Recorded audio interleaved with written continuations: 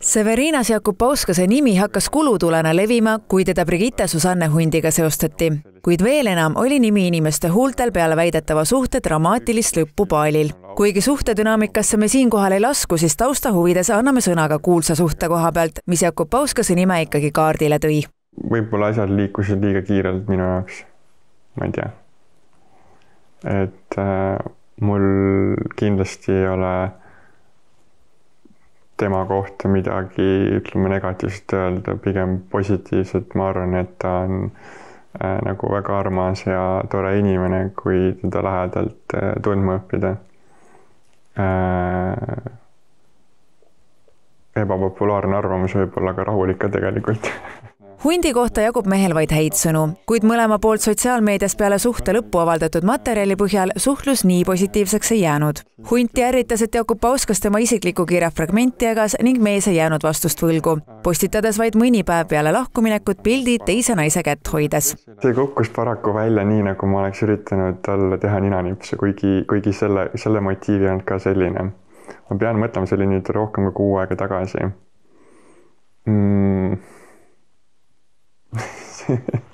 See on hea küsimus, miks ma selle story panin.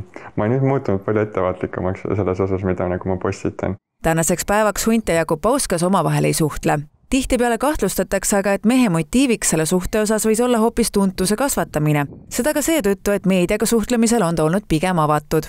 Ma enda arvates ei ole mitte midagi selle jaoks teinud, et siis tähelepanu pälvida. Aga samas mõned valivad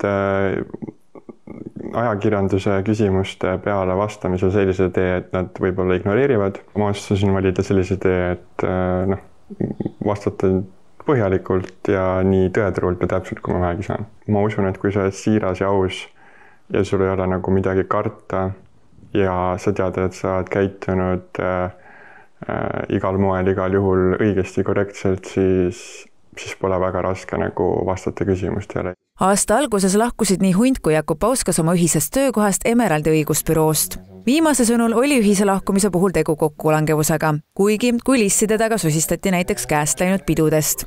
Pidusid oli, aga samal ajal me Brigittega sealt kindlasti ei lahkunud. Et Brigitte osa ma ei saa ka kommenteerida, see on tema rida.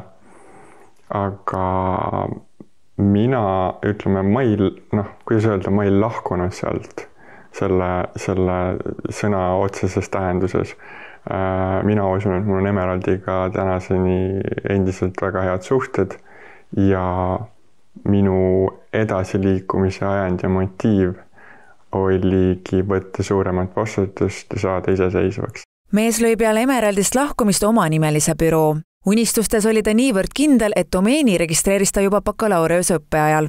Aasta algus on aga toonud tööalaselt probleeme, sest tänaseks on Jakubauskasel kaelas 2 kriminaalasja uurimist. Kui ma tunneks, arvaks või usuks, et ma olen millestki süüdi, siis ma kindlasti suhtleks meediaga nii vabalt ja ei vastaks igale nende küsimusele. Inimesed armastavad minu peale kaevata, kuigi ma ise ei kaeba kunagi kellegi peale. Ma ei ole tänase päevani mitte ühegi füüsilise, eraõigusliku füüsilise ega juriidilise isiku vastu esitanud mitte ühtegi kaebust. Olgugi, et alust on olemas.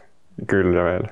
Jakubauskase tööalane tegevus on peatatud süüteo valdkonnas, mis tähendab, et ta ei tohi kliente esindada ei kriminaal- ega väärteomenetluses. Tsiviil- ja haldusasjades toimetab ta advokaadina edasi. Jakubauskas tunnistab, et temast ilmuvad lood on kaasa toonud ka teatava huvi kasvu tema teenuste vastu. Hetkel on mul tööd nii palju, et esiteks ma pole enda reklaamimisega rohkem tegelenud, kui mul on koduleht ja see, mida on meedia teinud. Ja ma ei ole veel uurinud seda, nagu ma ei teagi, kuidas seda uurida ja seal on kindlasti mingid võimalused selle jaoks olemas.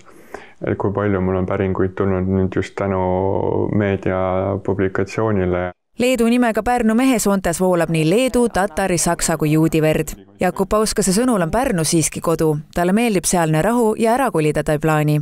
Kodukohas on ta ka juba omamoodi staar. Kui ma olen näiteks kuskil õhtu restoranides käinud, siis jaa, tuntakse ära. Pigem on süük positiivne hoiak, et midagi, ütleme, negatiivset ma selle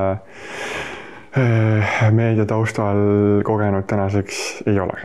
Mehe süda on tänaseks taas kord võetud, aga tema sõnul on kindlaks sihiks hetkel tööalased saavutused ning peod ja reisid on jäänud tahaplaanile.